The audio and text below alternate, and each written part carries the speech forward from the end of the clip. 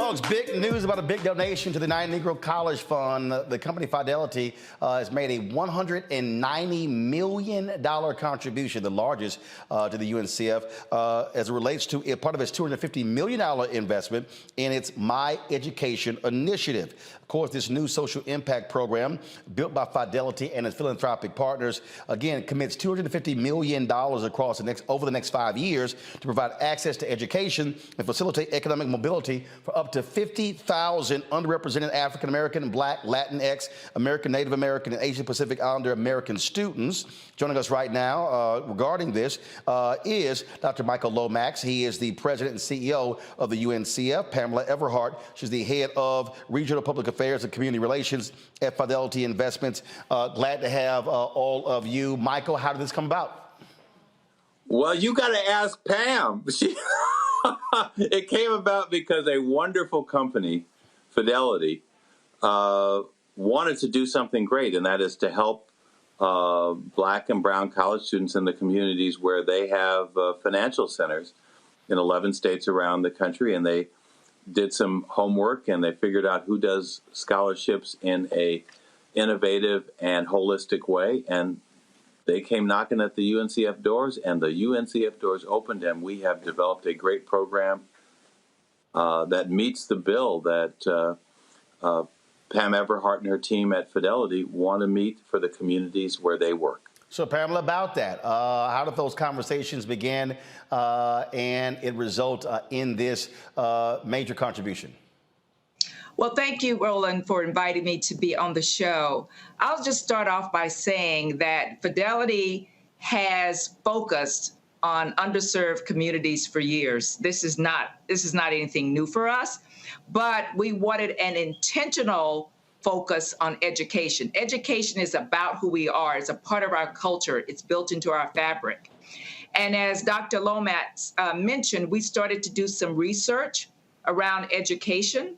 And what we found is that Black students graduate from four-year colleges only at a 21% rate within a four-year period. Hispanic students graduate, only 32% of them graduate at 4 years. And with white students, it's 45%. And then we also saw that the amount of loans taken out by Black students was much higher than that of white students.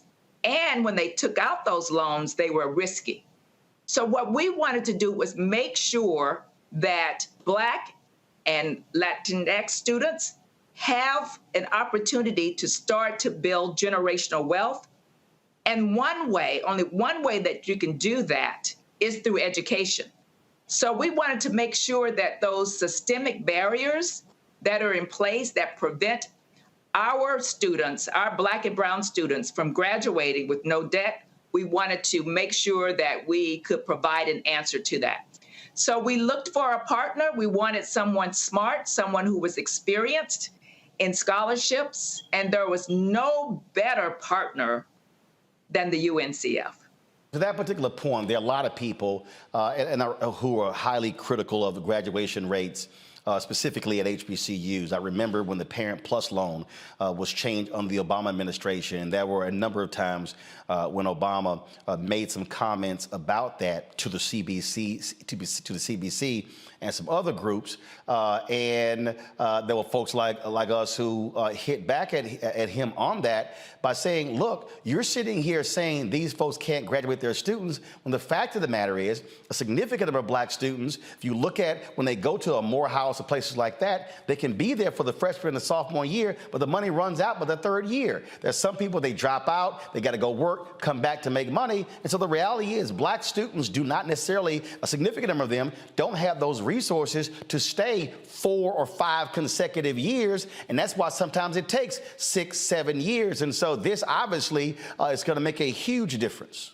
You know, I'd like to just, oh, go ahead, Pam, but. I was going to say absolutely, and the research that we dug into justified that, Roland. So I wanted to make sure that finances would not be the issue to cause them not to graduate. But we know it takes more than money. Money is just not enough, right? So you have money, but then what this program does is provide wraparound services. So we're going to provide mentoring services, college coaching services, mental health services.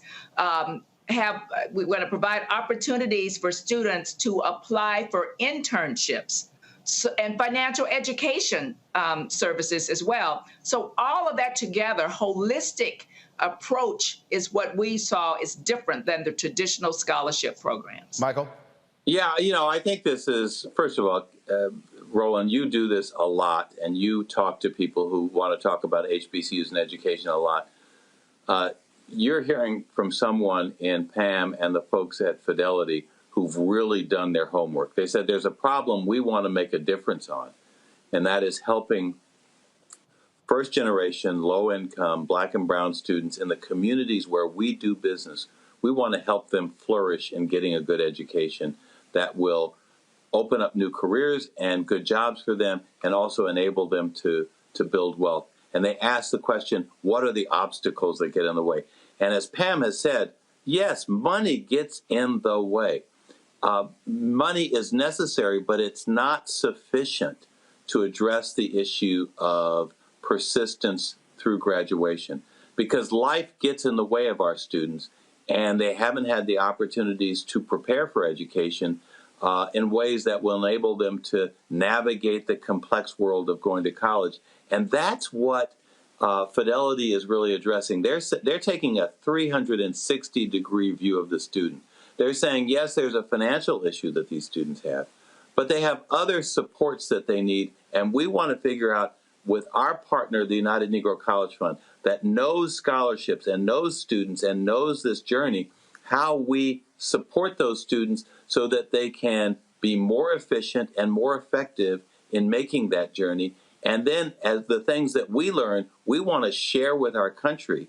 We want to share with other corporations. So if they want to do scholarship programs, they're going to do best-in-class scholarships the way Fidelity is doing them. So when does it start? How do people actually apply? Well, they go to the website at UNCF, and they'll get information. Now, we have been moving very rapidly on this, and we will start receiving applications in another 30 to 60 days. So we're not ready for it yet. But if you are a high school senior in one of the communities if you're in Dallas-Fort Worth in Texas, if you are in Boston in Massachusetts, if you are in Raleigh-Durham in North Carolina, those three cities in those three states will be the first of the 11 states that are going to roll out on this every year. And so if you're a student who meets the profile we've been talking about, Pell eligible, and you are in the middle. You're not one of those, you're not making a 4.0 average, but you have a 2.5 or above grade point average. You're going to be eligible to apply to get the resources to get a full college scholarship to attend college in the state in which you are located. So we'll be receiving applications starting in about 30 to 60 days. We're still working on the exact details of that. But this will be for the academic year 23-24 for high school seniors going to college in Texas, in North Carolina, and in Massachusetts who come from Dallas-Fort Worth, Raleigh-Durham, or Boston in those states. I got a little time left. Quick question for my panel. Scott, go. Hey, Doc. A. Scott Bolden here. Thank you to both of you all. As someone who sits on the Board of Trustees for Morehouse College, your alma mater, Dr. Lomax, we know this story far too well. The reality, though, is the HBCUs also don't have the resources to help those students get across the finish line. Yeah. Is any of the $250 million dedicated to assisting any of your member colleges and universities, or are you partnering with them in any way on this project?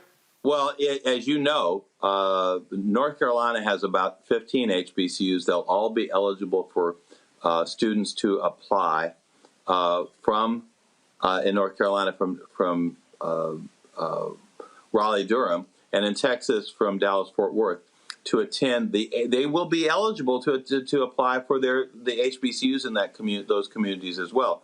There'll be 100 scholarships annually in those cities. The other point that I would make is that while the full scholarships will be more limited, and Pam, maybe you want to just say a word about the other supports that, with college completion grants that will be available to a larger cross-section of students in those states as well. Yeah, I was going to say that's another innovative and unique approach that we're taking. So we are going to make available to students through institutions. And so the gentleman that asked the question, would monies go to other schools? Absolutely, through this retention process. So what we will do is make sure that there is money available for students who have, let's say, $1,000 left to pay, or a lab bill that they haven't paid.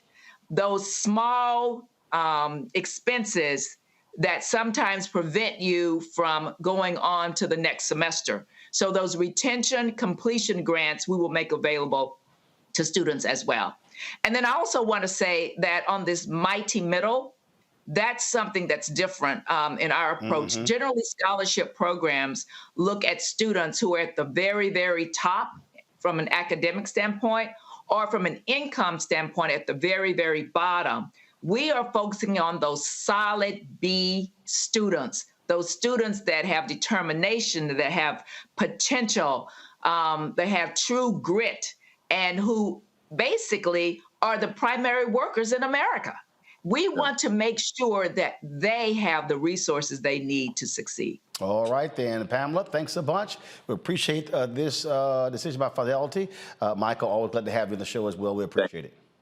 Bye-bye. All right. Thank you so much. Thank you very much. All right, folks.